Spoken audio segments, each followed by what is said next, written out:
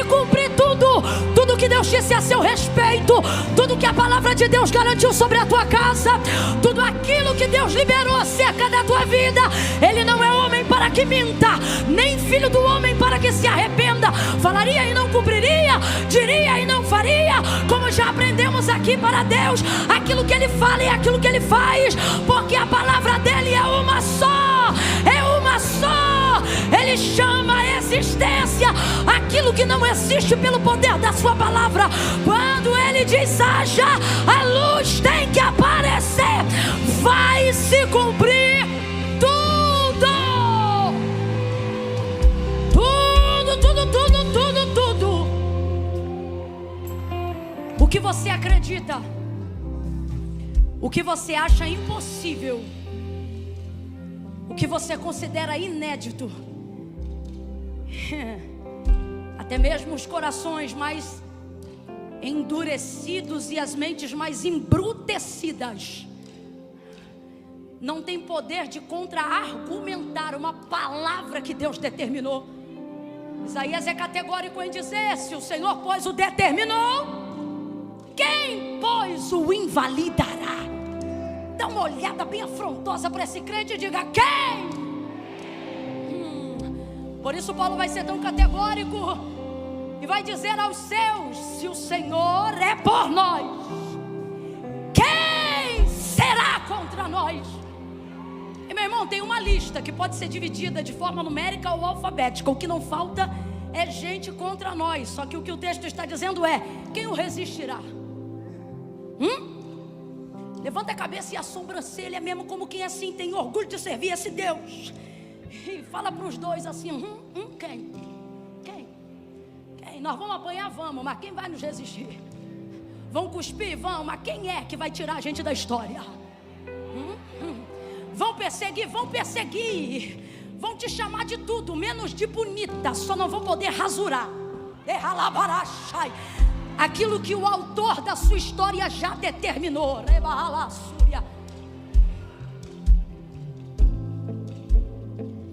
A palavra de Deus é perfeita. Não sou eu que estou falando isso, é o próprio Salmo que reverencia a palavra. Já foi falado sobre ele aqui, Salmo de número 119. Não é à toa que esse Salmo acabou sendo o Salmo mais extenso do compêndio do livro dos Salmos. É porque Davi decidiu dedicar-se a falar da palavra, a honrar a palavra, e ela é fonte inesgotável. Ela não cessa, ela não passa. O texto também é categórico em afirmar acerca dela: céus e terras passarão, mas as minhas jamais hão de passar, jamais. Tudo que Deus disse a seu respeito se cumprirá. Esteja apenas posicionado onde a palavra quer te levar, para que ela continue a fazer o desdobramento daquilo que ela te garantiu. A gente vai ver isso aqui no texto de João, baseado no próprio Cristo, no próprio Filho de Deus. E não teria exemplo melhor para crermos nisto nesta noite.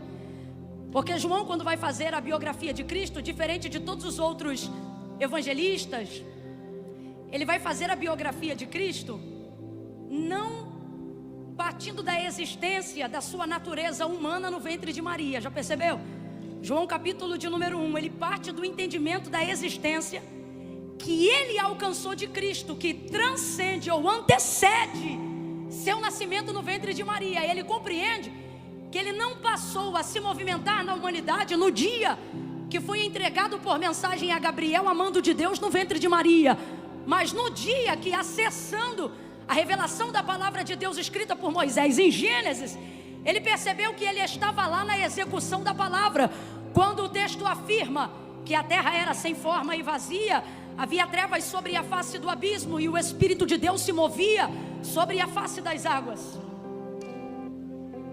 E disse Deus: haja luz. E houve luz. E disse o que? Deus, haja. O que foi que Deus liberou para que se manifestasse? Luz. E ele fez isso a partir de que movimento? Movimento espiritual? Não. Movimento falado. Verbo, palavra. É algo tão forte que deve merecer um pouquinho da nossa atenção. Porque quando você para observar Gênesis e você vê a manifestação de tudo aquilo que existe e de tudo que há, você vai ver a consolidação daquilo que eu estou falando pela boca ou pela escrita do autor da carta aos Hebreus, quando ele diz assim: porque céus e terra, tudo que existe e tudo que há, não foi feito por prova aparente do que se vê, mas antes foram criados pelo poder da sua palavra. Então tudo aquilo que nós vemos como material, como físico e como real que está diante de nós, na verdade só puderam ser criados por causa da palavra que Deus liberou. Por isso este mesmo autor vai falar que nós também temos esse poder de trazer a realidade aquilo que se manifesta por uma palavra de fé, dizendo: porque a fé vem pelo ouvir e o ouvir da palavra de Deus. Então, quando crendo que a palavra de Deus é o firme fundamento, a mais concreta estrutura no mundo espiritual, capaz de tornar tangível a realidade da vida do homem, quando cremos nisto, não há absolutamente nada que não possamos acessar, não há absolutamente nada do que possamos não fazer. Você se torna capaz de tudo. Só há um pequeno problema que tem impedido a gente de acessar tudo que a gente quer e receber tudo aquilo que a gente acredita. A gente começa a acreditar que Deus depende da nossa fé para ter poder de fazer as coisas que Ele faz. E a fé não dá para Deus poder para fazer o que Ele faz. A fé me dá poder de receber aquilo que, crendo eu ou não, Deus pode fazer. Então vou falar de novo. A minha fé não dá para Deus o poder dele fazer nada. Se eu creio, Deus pode. Quando eu não creio, Ele continua sendo poderoso, todo poderoso. Quem está entendendo até aqui, diga amém. Então, Camila, porque a palavra de Deus diz que é necessário que todo aquele que se aproxima dele, de Deus, creia que Ele existe e que Ele é galardoador daqueles que o buscam. Isso não é para Ele ter poder de fazer o que eu quero, isso é para eu ter poder de receber o que Ele pode fazer. Quer entender? Diga amém. Não sou eu que estou falando isso, é um princípio da palavra de Deus que me leva a agir com essa fé correta. Essa fé é a fé correta. Que fé é essa? É a fé que não sente para pedir, é a fé que não sente para fazer, é a fé que manifesta o que a palavra diz, independente do que a consciência acha. É a fé que manifesta o que a palavra de Deus diz, independente se eu estou tomando Rivotril ou não. É a fé do que a palavra de Deus declara, mesmo quando as circunstâncias reais da minha vida são totalmente contrárias à bênção da prosperidade, à bênção da família, à bênção da produtividade. Então eu não paro de falar porque eu não sinto. Pelo contrário, se ando por fé, não ando por vista. Se não ando por vista, não ando pelo que sinto, ando pelo que ouço. Por isso a fé vem pelo ouvir. Por isso não é meu espírito que governa as minhas decisões, não é a minha alma que determina como eu vou viver, porque a minha alma é temporária, passageira. Hoje ela sente, amanhã ela não sente. Hoje ela quer, amanhã ela não quer. Mas quando eu tenho a palavra de Deus na minha mente, eu trago toda a situação, seja ela de tempestade, seja ela de circunstância adversa, e submeto ela à palavra de Deus.